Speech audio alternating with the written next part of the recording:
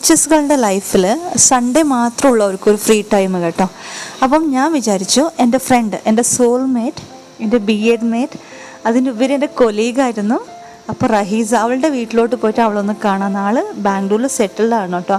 അപ്പം വീട്ടിലോട്ട് വന്നപ്പം സിദ്ധാവരാണ് വീട്, എൻ്റെ സ്കൂളിൻ്റെ അടുത്താണ് അവളുടെ വീട്. അപ്പം വീട്ടിലോട്ട് വന്നപ്പോൾ ഞാനടുത്ത് അവളെ പോയി ഒന്ന് മീറ്റാക്കാമെന്ന്. കുറേ ദിവസം അവൾ എന്നെ വിളിക്കുന്ന.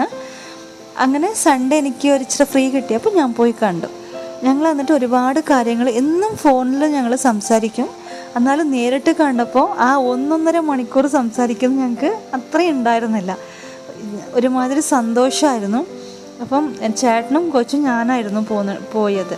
ഞങ്ങൾ പോണത് അറിഞ്ഞിട്ട് അവർ പത്തലും പൊറോട്ടയും കായും ഒരിച്ചതും ആക്കി വെച്ചിട്ടുണ്ടായിരുന്നു.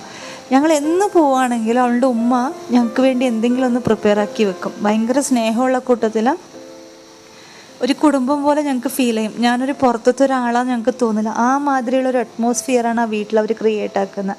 അപ്പം എനിക്ക് ഇവളെ റഹീസനെ കണ്ടൊരു സന്തോഷം കൊണ്ട് എന്തൊക്കെയാണ് പറയേണ്ടത്, എന്തൊക്കെയാണ് ചെയ്യേണ്ടതെന്ന് എനിക്ക് അറിയുന്നില്ലായിരുന്നു. ഞങ്ങൾ എന്നും സംസാരിക്കും ഫോണിൽ. പക്ഷേ നേരിട്ട് കാണുമ്പോൾ ഒരു എന്താ പറയുക, എനിക്കത് പറയാൻ വാക്കുകളില്ല. ഞങ്ങൾ ഒരുമിച്ചുണ്ടായിരുന്നു. പെട്ടെന്ന് ആൾ വേറെ ബാംഗ്ലൂരിൽ പോയി സെറ്റിലായി. പിന്നെ കുറേ സമയം ഞാൻ ഒറ്റപ്പെടലായിരുന്നു എനിക്ക്. പക്ഷെ ഞങ്ങളൊരു ട്രയാങ്കിൾ ഒരു കൂട്ടാട്ടോ. ഞങ്ങൾക്ക് ഇനി ഒരാളും കൂടെ ഉണ്ട് ഞങ്ങളുടെ കൂട്ടത്ത്, ദീപ്തി. പക്ഷേ ഈ വീഡിയോയിൽ അവളില്ല. ഈ സ്കൂൾ വീഡിയോയിൽ ദീപ്തിനെ നിങ്ങൾ കണ്ടിട്ടുണ്ടാകും. അപ്പോൾ ഞങ്ങളങ്ങനെ ഭക്ഷണമെല്ലാം കഴിച്ചു. ഇപ്പോൾ ഏകദേശം 7 o'clock ആയി കേട്ടോ. അപ്പോൾ ഞങ്ങൾ വീട്ടിൽ നിന്ന് ഇറങ്ങാൻ വേണ്ടി നിൽക്കുമായിരുന്നു.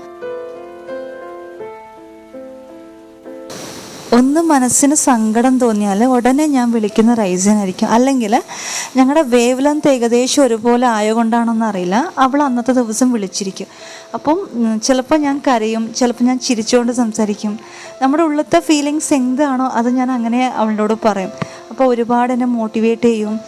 പിന്നെ കുറേ കാര്യങ്ങൾ പോസിറ്റീവായിട്ട് എനിക്ക് പറഞ്ഞു തരും. അങ്ങനെയെല്ലാം ആകുമ്പോഴും നമ്മളൊന്ന് ഓക്കെ ആയിന്ന് തോന്നും. അങ്ങനെ ഞങ്ങൾ ഇറങ്ങി കേട്ടോ വീട്ടിൽ നിന്ന്.